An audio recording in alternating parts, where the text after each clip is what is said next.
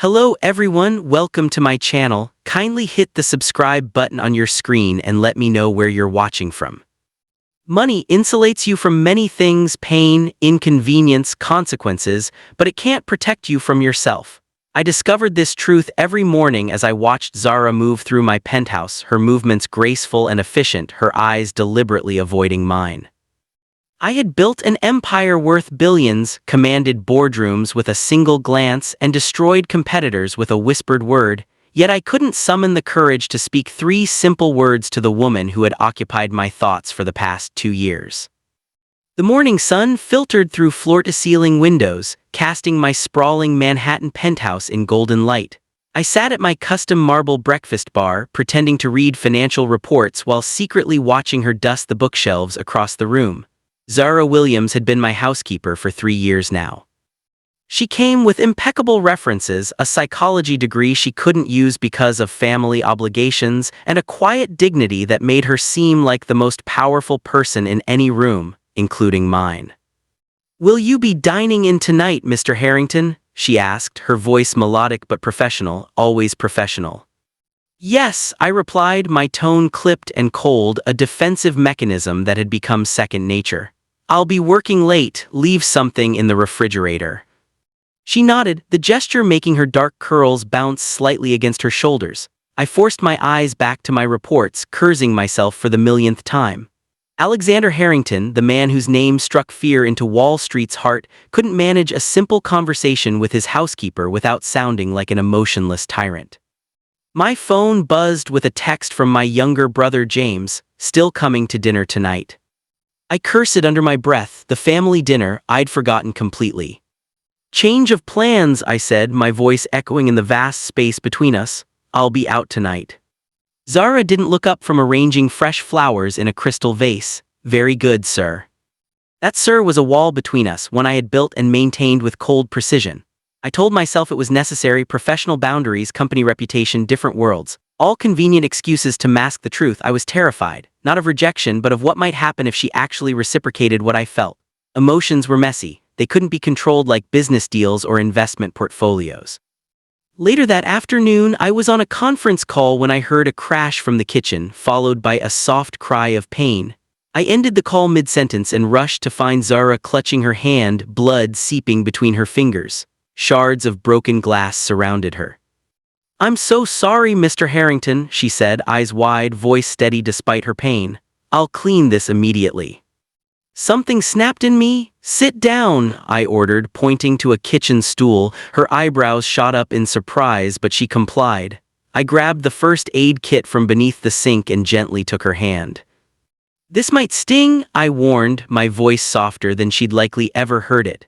As I carefully removed a sliver of glass from her palm, I noticed a small tattoo on her wrist, a phoenix rising from flames. "My mother," she explained, catching my gaze. "She fought cancer 3 times, taught me that we rise from our worst moments."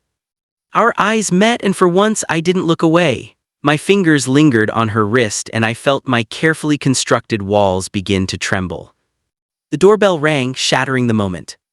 "That would be Elise with your dry cleaning," Zara said, pulling her hand away and standing up. The professional mask slipped back into place as if our moment of connection had never happened. I watched her walk away, leaving me kneeling among broken glass, a perfect metaphor for what I'd done to myself. That night, as my driver navigated through Manhattan traffic toward my family's townhouse, I made a decision. The carefully controlled existence I'd built was suffocating me. Something had to change. Little did I know, the universe had already set change in motion. By this time tomorrow, everything I thought I knew about Zara and myself would be completely upended. The next morning arrived with a thunderstorm that matched my mood. I hadn't slept well, memories of Zara's wounded hand and that brief electric moment between us playing on repeat in my mind. Family dinner had been a disaster, James and my father needling me about my empty personal life, while my mother made thinly veiled comments about grandchildren.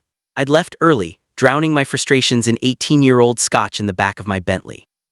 I emerged from my bedroom at 7:30 a.m. expecting to find Zara preparing my usual breakfast.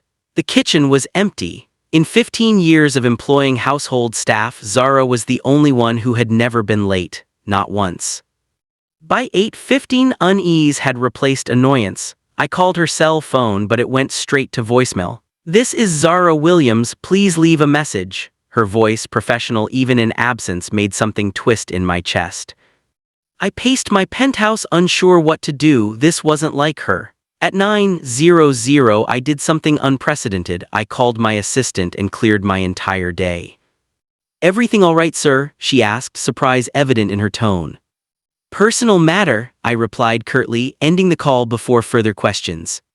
The storm intensified as my driver navigated to the address listed in Zara's employment file, a modest apartment building in Queens. I'd never been here, never imagined visiting my housekeeper's home. The distance between our worlds had been carefully maintained. The building superintendent let me into the lobby after I pressed a $100 bill into his palm. "Zara Williams, apartment 4C, I said. He shook his head. "You mean Zara Carter, 4C. Carter, I frowned but nodded. The discrepancy unsettled me. Good woman, shame about everything with her son.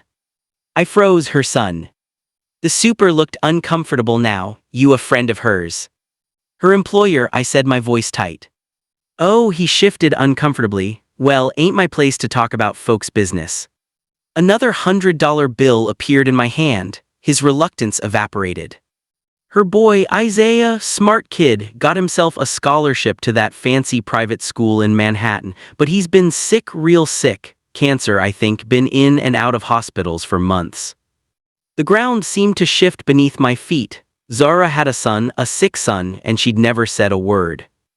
At apartment 4C, I knocked firmly. No answer. I was about to leave when I heard it, soft sobbing from inside. Without thinking, I tested the handle. The door swung open. The apartment was small but immaculate. Photos covered the walls. Zara with a lanky teenage boy, their smiles identical. In the most recent photos, the boy was thinner, his head bare, but his grin remained defiant. I found her sitting on the floor of what must be her son's bedroom, surrounded by medical bills, her face buried in her hands. She wore the same clothes as yesterday. "Zara," I said softly. Her head snapped up, eyes wide with shock. "Mr. Harrington," she scrambled to her feet, hastily wiping tears. "I'm so sorry, I meant to call. Where is he?" I interrupted. Her face crumpled. "Memorial Hospital. They admitted him last night. His fever spiked and his counts are too low, they're saying." Her voice broke. I moved closer, surveying the papers scattered across the floor.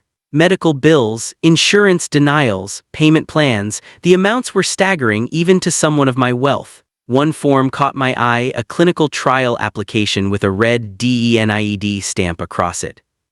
"The treatment he needs," she whispered, following my gaze. "It's experimental. Insurance won't cover it. I've been working 3 jobs, but it's not enough, not nearly enough." "3 jobs," I echoed. "Your house in the morning, the Palmers in the afternoon, night shift at Memorial's administrative office on weekends." I thought about how tired she sometimes looked, how she'd occasionally seemed to be moving more slowly. I'd attributed it to laziness, even considered replacing her. Shame washed over me. "Why didn't you tell me?" I asked, the question sounding accusatory even to my ears. Her laugh was bitter. "Tell you what, Mr. Harrington, that I lied on my application, that I used my maiden name because the Carter name is blacklisted after my ex-husband's fraud conviction, that I have a 17-year-old son fighting for his life while I dust your crystal collection." She shook her head. "I needed the job. Your references required someone without complications." Each word hit like a physical blow. I remembered writing those requirements myself. No personal drama, no family complications. Professional boundaries at all times. "Get your coat," I said suddenly. "What?" "We're going to the hospital." "Mr. Harrington, I appreciate your concern, but—" "Alexander," I interrupted. "My name is Alexander." Something flickered in her eyes, confusion, perhaps a trace of hope. "Alexander," she repeated, my name sounding different in her voice, softer somehow. "I can't impose on you." "It's not an imposition." I pulled out my phone. "Which doctor is treating Isaiah?" "Dr. Patel, but—" I was already dialing. "Janet, connect me with Dr. Sanjay Patel at Memorial Hospital." I turned away from Zara's stunned expression. "And contact the board. I'm making a substantial donation to their oncology department." 20 minutes later, we were in my car heading toward Manhattan. Zara sat rigidly beside me, her hands clasped tightly in her lap. The silence between us felt different, charged with unspoken questions and a fragile new awareness. "Why are you doing this?" she finally asked as the car stopped at a red light. I looked at her, really looked at her, perhaps for the first time. The woman who moved through my house like a shadow, who knew every detail of my life while I knew nothing of hers. The woman whose smile, rare as it was, had become the brightest part of my cold existence. "Because for 3 years you've taken care of me," I said, my voice rough with emotion I rarely allowed myself to feel. "Now it's my turn." Her eyes glistened with tears. Without thinking, I reached across the seat and took her hand. She didn't pull away. As we approached the hospital, I didn't know what waited for us there. I didn't know if Isaiah could be helped or what this sudden breach of the barriers between Zara and me would mean. All I knew was that the walls I had built around my heart were crumbling, and in their place was something terrifying and exhilarating, something that felt remarkably like hope. Memorial Hospital's pediatric oncology floor was a world I'd never entered, bright murals contrasting with the hushed, antiseptic atmosphere, the beeping of machines marking time instead of stock tickers. Zara moved through these hallways with the weary familiarity of someone who had walked them far too often. I followed, feeling increasingly out of place in my $3,000 suit. Outside room 412, Zara paused. "Isaiah doesn't know how bad things are financially," she whispered, "and he's proud, too proud sometimes." I nodded, understanding instinctively. "I'm just a friend, nothing more." The boy in the hospital bed looked both younger and older than his 17 years. Cancer had hollowed his cheeks and dimmed his complexion, but couldn't touch the intelligence in his eyes exactly like Zara's. He was reading a physics textbook with the intensity I recognized from analyzing market trends. "Mom," his face lit up when he saw Zara, then his gaze shifted to me, curiosity mingling with wariness. "Who's this?" "Isaiah, this is," she hesitated. "Alexander," I finished, stepping forward to shake his hand. His grip was weak but determined. "I work with your mother." Isaiah's eyebrow arched skeptically. "You the boss man?" "Isaiah," Zara warned. "It's fine," I said, surprising myself with a small smile. "Yes, I'm the boss man. Your mother is irreplaceable to me." The words were more honest than I'd intended. Isaiah studied me with the unflinching assessment of someone who had faced mortality. "You're not what I expected." "Oh," I took the chair beside his bed, oddly concerned with this teenager's opinion of me. "Mom says you're a robot in a designer suit." "Isaiah," Zara looked mortified. I laughed, actually laughed for what felt like the first time in years. A fair assessment. A nurse entered, interrupting our introduction. "Time for vitals, Isaiah." As she checked his temperature and blood pressure, I noticed the books stacked on his bedside table, advanced physics, astronomy, and mathematics texts that would challenge graduate students. "You're interested in astrophysics?" I asked when the nurse left. His eyes brightened. "I'm going to work for NASA someday, design spacecraft that can reach the Kuiper Belt." "Isaiah was accepted to MIT," Zara said softly, "early admission for next fall." The unspoken if hung in the air between us. Before I could respond, Dr. Patel entered the room. His expression was grave until he noticed me. "Mr. Harrington," he said, extending his hand, "I just received a call from the hospital board. Your generosity is extraordinary." Zara looked at me questioningly, but I just nodded at the doctor. "Could we discuss Isaiah's case privately?" I asked. In the hallway, Dr. Patel didn't mince words. "The standard treatments aren't working. There's an immunotherapy trial at Sloan Kettering that might be his best hope, but the waiting list is long and without insurance coverage." "What if money and waiting lists weren't issues?" I interrupted. The doctor hesitated. "Then Isaiah would have approximately a 70% chance of remission." "Make the arrangements," I said, "whatever it costs, whatever it takes." Dr. Patel's professional demeanor slipped momentarily. "Mr. Harrington, we're talking about potentially millions of dollars." "I understand the numbers, doctor." Money, the one problem I could solve without hesitation. If only all of life's challenges yielded to my bank account so easily. When I returned to the room, Isaiah was asleep, the exhaustion of fighting his disease having caught up with him. Zara stood by the window, arms wrapped around herself, a silhouette against the gray sky. "He looks like you," I said quietly, joining her. "Acts like his father," she replied with a sad smile. "Brilliant, stubborn, sees the world in equations and possibilities." She turned to me. "What did Dr. Patel say?" I chose my words carefully. "There's a trial at Sloan Kettering. Isaiah is being evaluated for immediate admission." Her breath caught. "That's impossible. The waiting list is over a year long. We've tried." "It's happening," I said firmly. "First evaluation tomorrow morning." Zara's eyes searched mine, understanding dawning. "What did you do?" "Made a phone call." "Alexander," her voice broke on my name, "I can't let you do this, the costs alone." "Can we just?" I ran a hand through my hair, struggling with unfamiliar vulnerability. "Can we not talk about money? For once in my life, let me use it for something that matters." She stared at me, tears spilling onto her cheeks. Why would you do this for us?" The question hung between us, demanding truth I'd never spoken aloud. Before I could answer, my phone rang, the board's emergency line. Against my better judgment, I answered. "Harrington," I barked. "Sir, Cameron Hayes is threatening to pull his support from the Singapore merger unless you meet with him personally. Today." The Singapore merger, a $2 billion deal that had consumed my life for months. Hayes was notoriously volatile, his investment crucial. "I'm handling a personal matter," I replied. "Sir, he's saying he'll take his capital to Westfield if you don't meet him at the pier in 2 hours." I looked at Zara, at Isaiah sleeping peacefully, unaware that his future hung in the balance. Two worlds colliding, the ruthless business empire I'd built and this newfound territory of human connection I was just beginning to explore. "Mr. Harrington," my assistant's voice pulled me back. "Shall I tell Mr. Hayes you're on your way?" Zara must have read the conflict in my face. "Go," she said softly, "we'll be fine." "I can send someone else," I offered, knowing it was a lie. Hayes would only deal with me. "You've already done more than enough," she smiled sadly. "This is your world calling you back, I understand."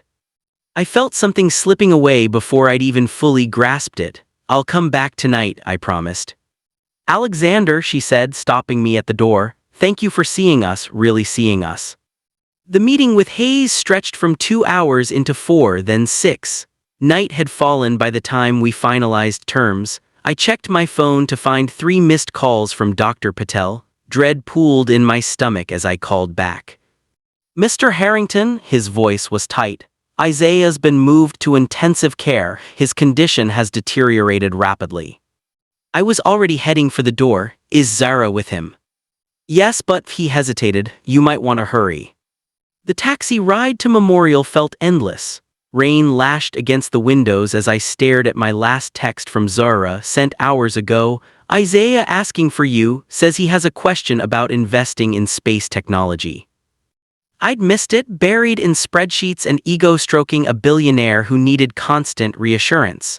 The familiar cold self-loathing washed over me, but beneath it was something new: fear, not for a deal falling through or money lost, but for the pain of the woman I couldn't stop thinking about and a boy I'd just met but already cared for deeply. When I finally reached the ICU floor, I found Zara crumpled in a chair outside Isaiah's room, her eyes red-rimmed and vacant. The moment she saw me, something in her expression changed, hardened. "Zara," I began, moving toward her. She stood, backing away. "They're losing him," she whispered, and I was alone again. The accusation in those simple words cut deeper than any business rival's attack ever had. In the most important meeting of her life, I had chosen the familiar comfort of my billions over standing beside her. As doctors rushed into Isaiah's room responding to suddenly blaring alarms, I realized with crystal clarity that all my wealth and power meant nothing if I couldn't be the man Zara and Isaiah needed right now. The question was it already too late? The ICU waiting room became my personal purgatory, a sterile limbo where time stretched and compressed unpredictably. Doctors came and went, their faces professionally composed as they delivered updates in medical terminology that felt deliberately obscure. Isaiah had suffered a severe infection, his compromised immune system unable to fight back. They'd stabilized him, but the next 24 hours would be critical. Zara hadn't spoken to me since those devastating words outside Isaiah's room. She sat across from me now, a universe of unsaid things expanding between us. Her hands methodically folded and unfolded a tissue until it disintegrated.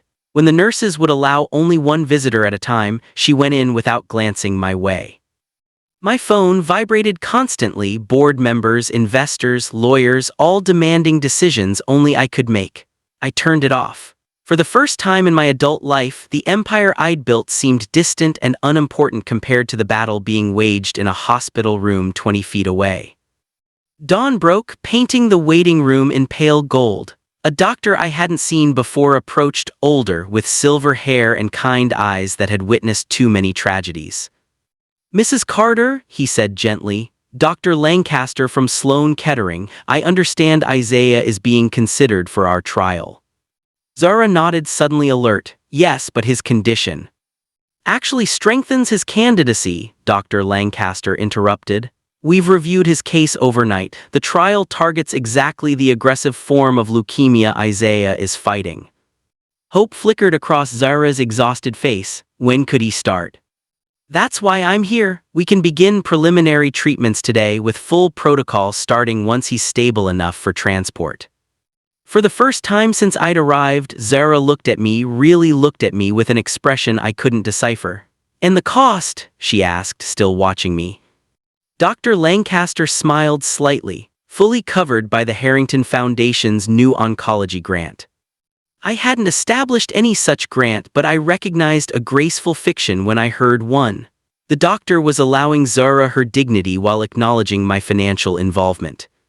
After Dr. Lancaster left, Zara approached, sitting beside me with deliberate care. "Did you sleep at all?" she asked, her voice rough from hours of suppressed tears. "No," I answered honestly. "Your company can function without me for a day." A nurse appeared, interrupting our fragile conversation. "Mrs. Carter, Isaiah is awake and asking for both of you." Both of us, the simple inclusion startled me. Isaiah looked worse than yesterday, tubes and monitors creating a technological cocoon around his frail body. But his eyes were clear and focused as we entered. "You came back," he said to me, his voice barely above a whisper. "I'm sorry I left," I replied, surprising myself with the sincerity in my voice. He studied me with that unnervingly direct gaze. "Mom said you're helping with the Sloan Kettering trial." I glanced at Zara, who gave an almost imperceptible nod. "Your mother and I want you to have the best possible care." Why? The question was blunt, characteristic of a teenager who knew his time might be too precious for social niceties. Before I could formulate a diplomatic response, Zara stepped out to speak with a nurse, leaving us alone. Isaiah's gaze never wavered. "Because," I began, then stopped, discarding prepared answers. "Because your mother is the most extraordinary person I've ever met. Because in 3 years she's shown more integrity, grace, and strength than anyone I know. Because you're her world and she deserves to keep her world intact." Isaiah's expression softened. "You love her." It wasn't a question. The simple observation from this perceptive teenager stripped away all my carefully constructed defenses. "Yes," I admitted, the truth of it washing over me. "Yes, I do." A small smile touched his pale lips. "She talks about you, you know, not just the robot in a designer suit stuff. She notices everything when you're stressed, when you skip meals. She brings home the financial sections of your discarded newspapers so I can learn about investing." The revelation stunned me. All this time, while I'd been watching Zara from behind my cold facade, she'd been seeing me, the real me, beneath the billions and boardrooms. "She's been hurt," Isaiah continued, his voice weakening. "My dad took everything, her savings, her confidence, left when I first got sick, said he couldn't handle watching me die." His eyes closed briefly, the conversation draining his limited energy. "Isaiah," I started, wanting to spare him. "No, listen," he insisted. "She doesn't trust easily now, doesn't believe anyone would want the complications we bring." His hand moved toward mine, surprisingly strong in its grip. "If you're not serious, really serious about her, walk away now. She can't take another heartbreak." The door opened as Zara returned. Isaiah released my hand, but his challenge remained hanging in the air between us. The next 12 hours passed in a blur of medical consultations and treatment preparations. Dr. Lancaster's team moved with remarkable efficiency, preparation for the trial proceeding at a pace that even I, with my demands for business expediency, found impressive. My name opened doors, but it was Zara's fierce advocacy that kept them open, her knowledge of Isaiah's medical history and needs earning respect from even the most seasoned specialists.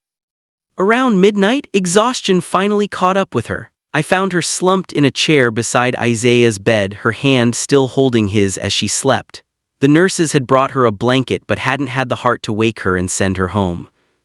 I gently touched her shoulder. "Zara," I whispered, "let me take you home just for a few hours. Isaiah is stable and you need rest."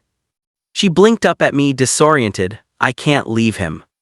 The trial transport is scheduled for 10 tomorrow morning. You need to be strong for that." She looked at Isaiah, sleeping peacefully now, his vital signs steadier than they'd been in 24 hours. "You'll stay with him?" she asked. "I won't leave his side," I promised, "not for anything." Something in my voice must have convinced her because she nodded, allowing me to help her stand. As we reached the door, my phone vibrated. I had turned it back on briefly to arrange a car for Zara. The screen displayed an urgent message: Singapore deal COLLAPSING, emergency board meeting CALLED. Your presence required or vote of no confidence proceeds. Zara saw the message before I could hide it. Our eyes met over the glowing screen. "Alexander," she began, "that merger, it's the one you've been working on for months, isn't it? The one that would expand your Asia holdings." "It's just business," I said, the words sounding hollow even to me. "It's your life's work," she corrected gently. "You need to go." I looked back at Isaiah, remembering my promise. "No. Alexander." "No," I repeated more firmly this time. "Some things matter more." She stared at me, something shifting in her expression, a wall coming down, a door opening. Before she could respond, a text message arrived from my COO: "Board gathering now, last chance." In that moment, standing in a hospital room with the woman I loved and her son who had become inexplicably important to me, I made the choice that would irrevocably change the course of my life. I turned off my phone. "Let me take you home," I said again. As we walked out together, her hand found mine in the darkened hallway. It was the briefest contact, tentative, questioning, but in that simple touch I felt the first fragile thread of a connection I'd been longing for my entire life. What I didn't know then was that by morning, everything I had built over 15 years would lie in ruins, and that somehow watching it fall would feel like freedom. Morning arrived with the kind of clarity that only comes after life-altering decisions. I sat beside Isaiah's bed, keeping my promise while Zara showered and changed at home. The boy slept peacefully, his breathing steadier than yesterday. Occasionally, his eyes would flutter open, and he'd give me a small nod before drifting back to sleep, a silent acknowledgement of our unspoken pact. My phone remained off, a small black rectangle on the bedside table representing everything I was leaving behind. By now, the emergency board meeting would have concluded. By now, 15 years of single-minded ambition would have crumbled like a sandcastle against the tide. By now, I should have felt panic, regret, or at least uncertainty. Instead, I felt lighter than I had in years. A soft knock announced Dr. Lancaster's arrival. "Transport team will be here in an hour," he said, checking Isaiah's vitals. "He's looking stronger this morning." "He's a fighter," I replied, surprised by the pride in my voice, pride for a boy I barely knew but had come to admire deeply. Like his mother, the doctor's knowing glance told me he understood more than he let on. "Mr. Harrington, what you're doing for this family is long overdue," I finished. After he left, I noticed Isaiah watching me through half-opened eyes. "You're still here," he murmured. "I said I would be." He studied me with that penetrating gaze that seemed to see through all pretense. "Your company." I shrugged, probably imploding as we speak. "Because of me, because of us," concern crossed his features. "Because of me," I corrected, "because I finally realized what matters." He was quiet for a moment. "Mom's different around you, softer, scared but softer." "I'm different around her too," I admitted. "Are you going to marry her?" The directness of youth, unvarnished by social convention. I couldn't help but laugh. "I haven't even told her how I feel yet." "You should," his eyes drifted closed, "before someone like you figures out what she's worth." The wisdom in his simple statement humbled me. Before I could respond, Zara appeared at the door, looking more rested though the worry remained etched in her eyes. She carried 2 cups of coffee, offering one to me. Any change? She asked, brushing Isaiah's forehead with gentle fingers. Transport's coming in an hour, I said, accepting the coffee, a small but significant gesture of connection. She nodded, then noticed my silent phone. You haven't checked in with your office. No. Alexander, your company. I've been thinking about that, I interrupted, setting down the untouched coffee. About what really matters. A commotion in the hallway drew our attention. Through the glass walls of Isaiah's room, I saw them, James, my brother, alongside my CFO and head legal counsel, arguing with hospital security. I'll handle this, I said, squeezing Zara's hand briefly before stepping into the hallway. James spotted me first. There you are, do you have any idea what's happening? The board voted. I know what they did, I interrupted calmly, or what they're trying to do. My CFO stepped forward, his expression a mixture of confusion and frustration.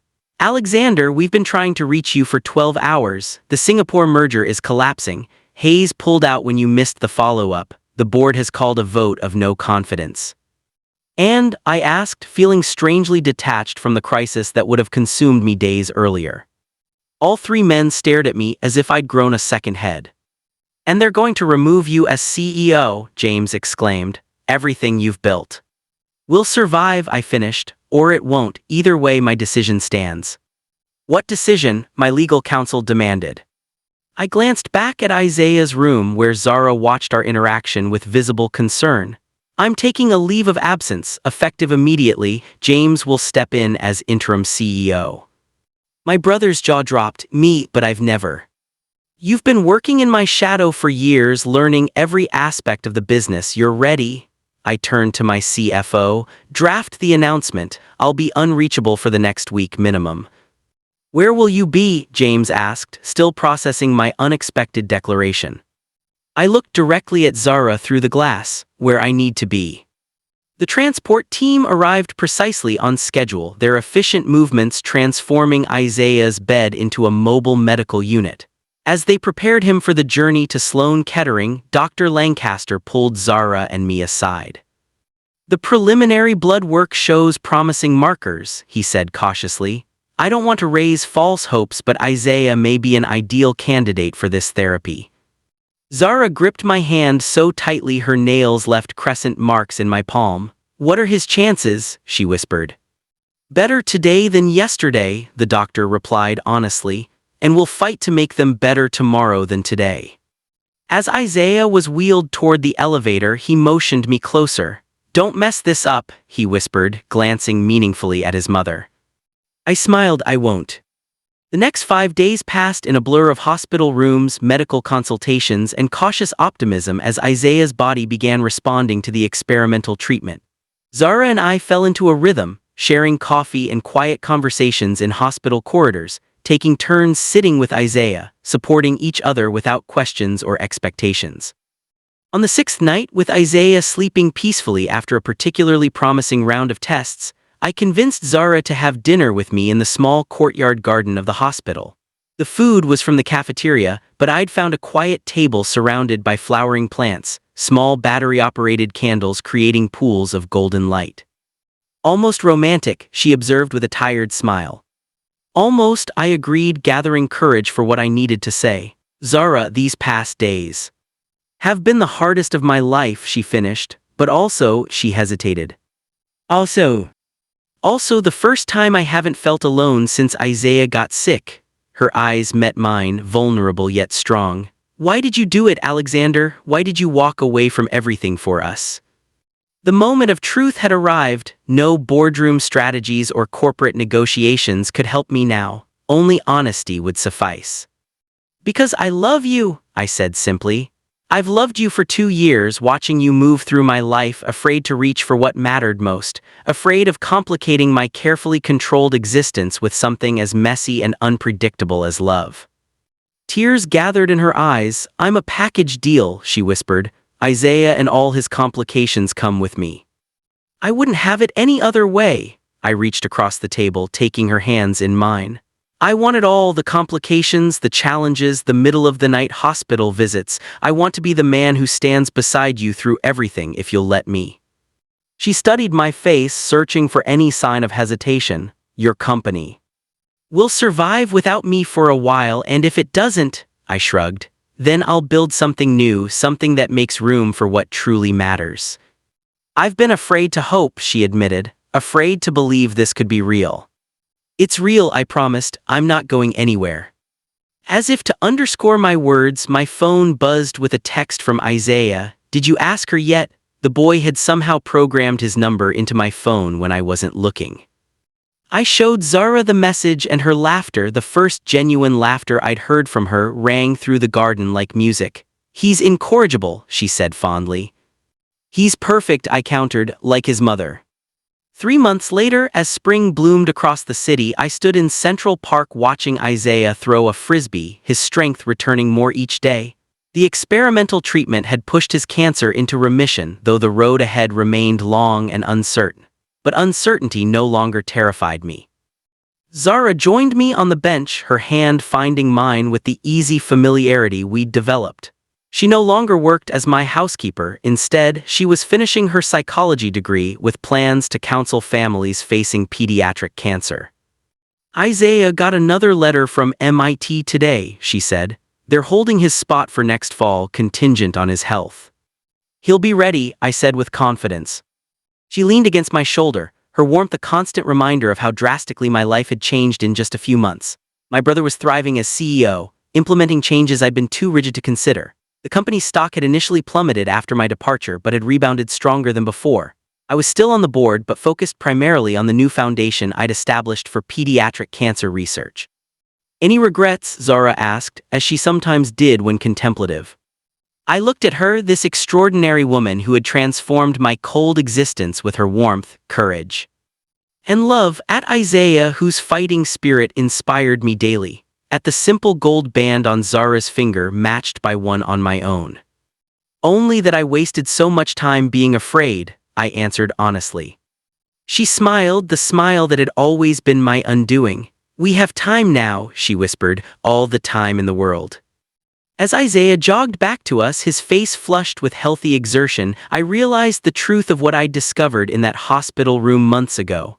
All my wealth and power had been meaningless until I found the courage to reach for what truly mattered, not possessions or positions, but people, family, love. The cold, isolated billionaire had melted away, leaving behind a man who had finally learned that the greatest fortune isn't measured in dollars, but in the warmth of the hands you hold along the way. Thank you for following Alexander, Zara, and Isaiah's journey to its emotional conclusion. If this story touched your heart, please hit the subscribe button so you don't miss my next emotional tale.